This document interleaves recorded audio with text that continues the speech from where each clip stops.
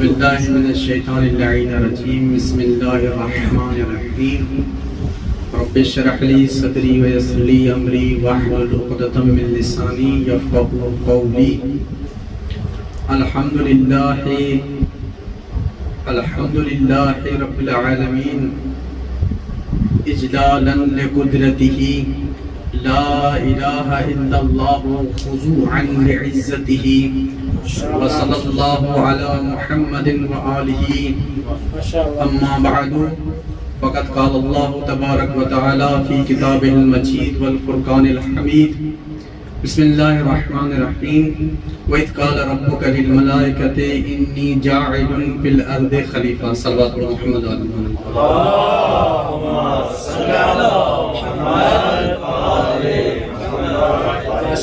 آپ اور ہم بہت ہی خوش نصیب ہیں کہ ہمیں خدا نے ایک ایسا در دے دیا ہے جس کے فضائل خود خدا پر فرماتا ہے اگر خدا نے متعال ان اہل بیت علیہ السلام کو اتنی عزت دی ہے کہ اگر یہ کوئی حرکت کریں تو خدا وہ اپنی حرکت شمار کرتا ہے. اگر کسی کو کنکری پھینک کے ماریں تو خدا کہے ما رمیت اذا رمیت ولکن اللہ رما. محبوب یہ کنکری آپ نے نہیں میں نے پھینکی. آپ اور ہم اس در سے منسلک ہیں جس دروازے پہ خدا نے متعال نے پورا قرآن کا مجسمہ نازل کریا. اگر یہ بستر رسول پہ سوئیں تو خدا خطاب دے کہ وَمِنَ النَّاسِ مَن يَشْرِي نَفْسَهُ ابْتِغَاءَ مَرْضَاتِ اللَّهِ.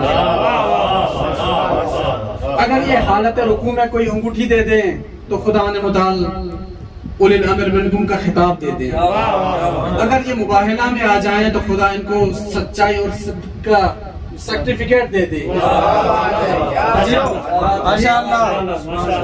اہل بیت ہی ہیں جن کے بارے میں خدا متعال نے مختلف آیتوں میں خدا متعال نے ان کی مدح سرائی دی ہے. کبھی یاسین کہہ کے پکارتے ہیں, کبھی مدثر کہہ کے پکارتے ہیں, کبھی ان کی زلفوں کی قسمیں کھا رہے ہیں. یہ اہل بیت ہی ہیں جن کے فضائل پڑھ رہے ہیں. کسی اور کا فضائل آپ نہیں سنیں گے. صلوات محمد علی محمد.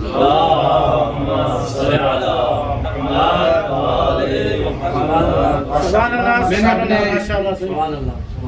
سرنامہ کلام میں سورہ بقرہ کی آیت نمبر 30 کا شرف حاصل کیا جس میں خدا متعال ارشاد فرما رہے ہیں قال ربک للملائکۃ انی جاعل فی الارض خلیفہ.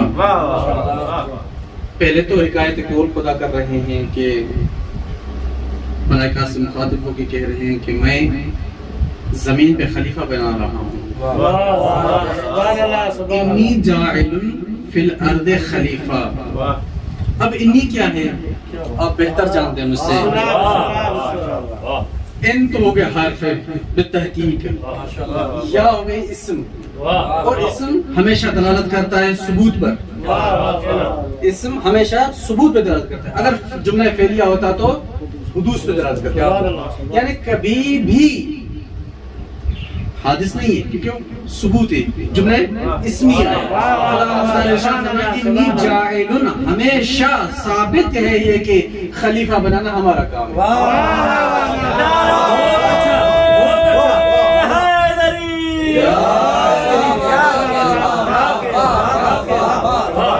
آگے جاعل جو خدا متعال نے اس میں فاعل کا سیدھا استعمال کیا ہے, الف لام سے خالی کر کے یہ بتانا چاہتے ہیں خدا کہ اس میں استمرار ہے.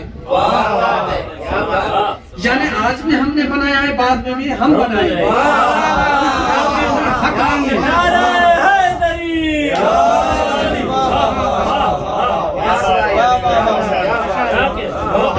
اس میں فاعل میں یہی ہے کہ جاعل ہمیشہ ہم بنائیں گے. اور عجیب نہیں ہے کہ لوگوں کو یہ پتہ نہیں چلا کہ فی الارض خدا نے کہا ہے کہ زمین پہ ہم ہی بنائیں گے. لوگوں نے شاید یہ سمجھا کہ آسمان پہ خدا بنائیں گے. نہیں, زمین کی بات ہو رہی ہے کہ زمین پہ خلیفہ بنائیں گے تو خدا کہہ رہا ہم بنائیں گے. آپ لوگوں کو کوئی حق نہیں ہے. اور خدا نے یہ بتا دیا آسمان پہ خلیفہ بنا کے حضرت آدم علیہ السلام کو اور زمین والوں کے لیے سرداری دے کے حضرت آدم علیہ السلام کو خدا نے یہ بتایا کہ خلیفہ بنانا ہمارا کام ہے، آپ کے بس کی کام ہے۔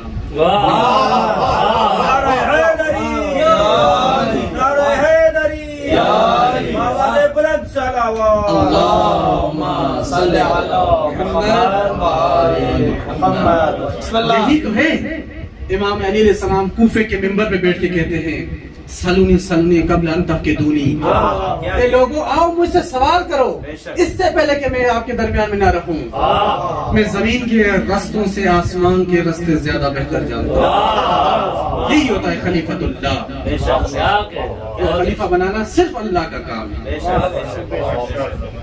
دیکھیں یہی جو امام علی علیہ السلام نے سلونی سلونی قبل ان تفقدونی کی صدا دی، ایسے ہی کسی اور نے بھی صدا دی تھی۔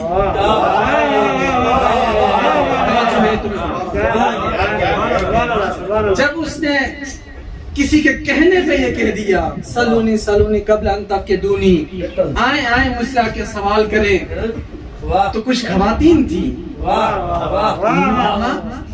لہجہ فرق کرتا ہے، یہ علی کا لہجہ نہیں لگتا، چلیں دربار میں آ کے کچھ سوال کرتے ہیں، اگر تھوڑا سا علم ہوگا، اگر اپنے آپ کو خلیفہ سمجھتا ہے، اگر سلونی سلونی قبل ان تفقدونی کی صدا دے رہا ہے، کچھ تو بتائے گا۔ تو خواتین چند آئیں دربار میں تو کہنے لگی یہ صدا کس نے دی، تو گھبرا گیا، خواتین آئیں کچھ نہ کچھ تو کریں گی، تو وہ گھبرا گیا خلیفہ، اس نے کس نے کہا کہ کچھ نہیں ہوتا یار، بتا دیں یہ ہاں، تو کہنے لگا ہاں ہاں یہ صدا میں نے بلند کی ہے، کیا کرنا چاہتے ہیں آپ، کیا کہنا چاہتے ہیں؟ تو خواتین نے کہا ہمارے کچھ سوال ہیں ان کے جواب دے دیں، اگر آپ نے جواب دے دیا تو ہم آپ کو مان لیں گے۔ تو ان میں سے ایک سوال کیا خواتین نے، وہ سوال یہ تھا کہ خداوند متعال نے مرد کو حق دیا ہے کہ 4 شادی کرے، ہمیں کیوں نہیں دیا خدا نے حق؟ یہ گھبرا گیا، گھبرا کے کہتا ہے اب کیا کروں؟ تو ایک بغل میں کھڑا تھا دوسرا بندہ، اس نے کہا کہ جب بھی مشکل آتی ہے کس کے دروازے،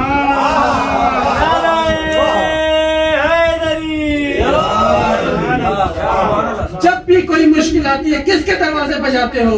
چلو امیر المومنین کے دروازے پہ چلتے ہیں، مشکل حل کرتے ہیں۔ جب امام کے دربار میں آئے، امام نے کہا کوئی مسئلہ ہی نہیں، یہ کوئی سوال ہی نہیں، جس کی وجہ سے یہ پریشان ہو گئے خان صاحب۔ صلوات پڑھے محمد آل محمد کی ذات ہے۔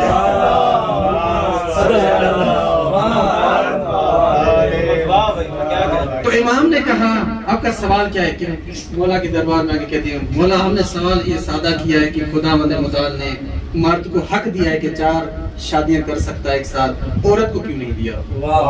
تو امام نے پریکٹیکل کر کے سمجھایا۔ امام نے کہا آپ 2 ظرفوں میں پانی لے کے آئیں، ایک ظرف میں جمع کر دیں۔ وہ پانی لے کے آئیں، ایک کوزے میں جمع کیا، تو مولا نے کہا اب اپنا اپنا پانی علیحدہ کریں۔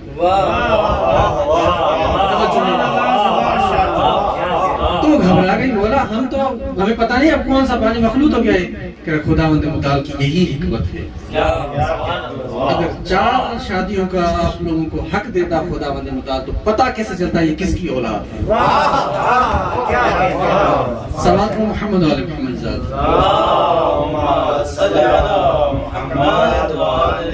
خلیفہ بنانا خدا کا کام ہے، ہمارا نہیں۔ اور یہ مختلف جگہوں پہ خداوند متعال نے خلافت کا تذکرہ کر کے کہا ہے کہ خلافت صرف میری ذمہ داری ہے، آپ کے بس کی بات نہیں۔ آئیں قرآن سے رجوع کرتے ہیں، قرآن کیا کہتا ہے؟ قرآن یہی کہہ رہا ہے کہ سورہ مبارک نور کی آیت نمبر 142 میں خداوند ارشاد فرماتا ہے وَإِذْ قَالَ مُوسَىٰ لِقَوْمِهِ لأخی ہارون نخلفنی فی قومی۔ اب خداوند متعال کو حضرت ہارون حضرت موسیٰ کلیم ہے، لیکن اپنی طرف سے خلافت کا عہدہ نہیں دینا چاہتا، خدا سے التجا کرتا ہے یا اللہ میرا خلیفہ، میرا وزیر، میرا بھائی ہارون کو بنائے. کب؟ جب دیکھا کہ ہارون میں وہ علم ہے، وہ حلم ہے، وہ تدبر ہے، خلیفۃ اللہ بننے کی صلاحیت ہے، اس لیے سفارش کی کلیم خدا نے، خدا کے کلیم حضرت موسیٰ علیہ السلام نے. جب یہ کہا تو خداوند متعال نے کہا کہ بنائیں گے اگر صلاحیت دیکھیں گے. اور حضرت ہارون نے صلاحیت تھی تو خداوند متعال نے بنایا، اگر نہ ہوتی تو نہیں بناتے. ایسے ہی دوسرے مقام پہ خداوند متعال ارشاد فرما رہے ہیں، مومنوں سے خطاب کر کے کہتے ہیں وعد اللہ الذی آمنوا منکم. خداوند متعال مومنوں سے وعدہ کر رہا ہے اور کہہ رہا ہے ایمان والو، میں آپ میں سے ہی، منکم آپ میں سے ہی، وعمل الصالحات جو عمل صالح انجام دیں گے، جو عمل صالح انجام دیں گے، یستخلفنہم فی الارض خلیفہ بناؤں گا زمین پر. کیسے؟ کما استخلف الذی من قبلہم، جس طرح پہلے میں نے بنائے ہیں. سبحان اللہ سبحان اللہ. میں نے پہلے بھی میں نے حضرت آدم کو بنایا ہے، حضرت ہارون کو بھی میں بناؤں گا، حضرت داؤد کو بھی اگر خلافت دوں گا تو میں دوں گا، اگر حضرت علی کو خلافت دوں گا تو میرا حق ہے، آپ لوگوں کا نہیں. صلوات محمد علی محمد.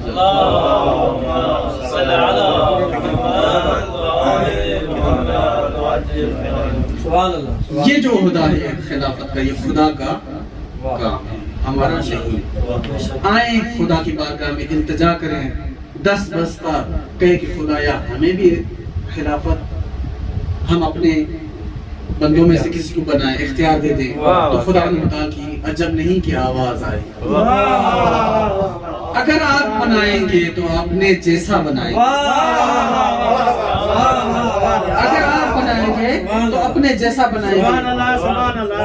وہ علم میں ہوگا لیکن علم لدنی نہیں ہوگا، وہ شجاع ہوگا لیکن شجاعت تام نہیں ہوگا. اس لیے تو وہ جس جنگ میں جاتے تھے علم چھوڑ کے آ جاتے تھے.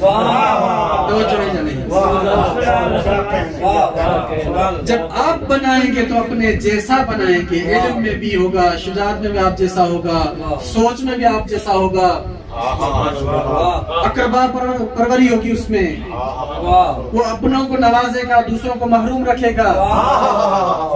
آپ بنائیں گے تو اپنے جیسا بنائیں گے، میں بناؤں گا تو میں اپنے جیسا بناؤں گا. خدا نے جو بنائے ہیں وہ اول بھی محمد ہے، اوسط بھی محمد ہے، آخر بھی محمد ہے، وہ کلنا محمد، اور سب کے سب بھی محمد.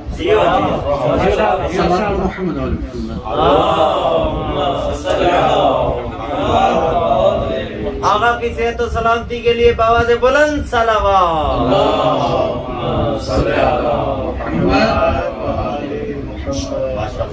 خدا بنائے گا خلیفہ تو دین پہ آنچ آنے نہیں دے گا. اگر خدا خلیفہ بنائے گا تو دین میں اگر تبدیلی دیکھے گا تو خاموش نہیں بیٹھے گا. کربلا پہ آئے گا، 10,000 نظر میں کربلا. کربلا میں امام حسین علیہ السلام اپنے اہل خانہ کو لے آئے اسی وجہ سے کہ دین میں جو تبدیلیاں ہو رہی تھی، دین میں جو یزید اپنی خرافات کر رہے تھے، تو خدا نے کہا کہ اے حسین، اب حسین یزید کو روکنے کے لیے کربلا کے میدان پہ آئے. 10,000 مسلم میں کربلا. امام حسین اپنے سپاہی لے کے آئے ہیں، ان میں ایک چھوٹا سا، ایک ننھا سا حضرت علی اصغر ہے جس کی سن 6 ماہ ہے. امام آ کے مدینے، امام آ کے کربلا کے سرزمین پہ یہ جب صدا دینے لگے، امام حل منا سرجن سننا ہے، کوئی میرے حسین کی مدد کے لیے آئے، حل مغیث و یغیثنا، ہے کوئی جو میرا استغاثہ سنے. تو تو ننھے علی اصغر نے اپنے آپ کو جھولے میں نہیں پایا۔ جب خیام سے رونے کی آہ و بکا آئی تو امام حسین میدان سے خیام میں آئے، اور خیمے میں جیسے آتے ہیں تو ساری بیویاں روتی ہیں اور کہتی ہیں کہ جب سے آپ نے یہ کہا کہ حل من ناصر ینصرنا، اصغر نے اپنے آپ کو جھولے میں نہیں پایا۔ بس عزاداران مظلوم کربلا، پیاس کی اتنی شدت تھی، جو بڑے تھے اگر زبان منہ میں پھیرتے تھے تو تالو میں چمٹ جاتی تھی۔ اب مجھے یہ بتائیں کہ جو شیر خوار 6 ماہ کا بچہ ہو اس کی کیا کیفیت ہوگی؟ مچھلی کی طرح تڑپ رہے تھے حضرت علی اصغر۔ امام آئے، حضرت علی اصغر کو لیا، ابا کے دامن میں لے کے آئے میدان کربلا پہ، کہنے لگے اے فوج اشقیا، میں اپنے لیے نہیں اس ننھے کے لیے چند قطرے مانگ رہا ہوں پانی کے، اگر ہو سکے تو اسے پلا دیں۔ عزاداران مظلوم کربلا بس یہ کہنا تھا، اور وہاں سے ہرملا کا 6 شعبہ تیر آگے جناب حضرت علی اصغر کے گلو کو لگا ہے۔ علی اصغر کا گلو شدہ ہے۔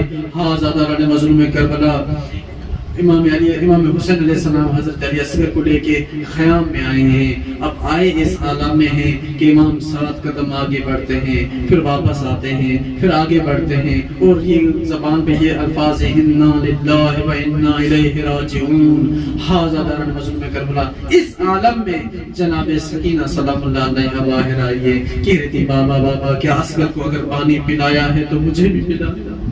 ہاں عزاداران مظلوم کربلا، جب سکینہ نے یہ کہا تو جناب رباب بھی آئی ہیں، تو امام نے جیسے ہی ابا کا دامن ہٹایا، کیا دیکھا کہ حضرت علی اصغر کا خون آلودہ گلو ہے۔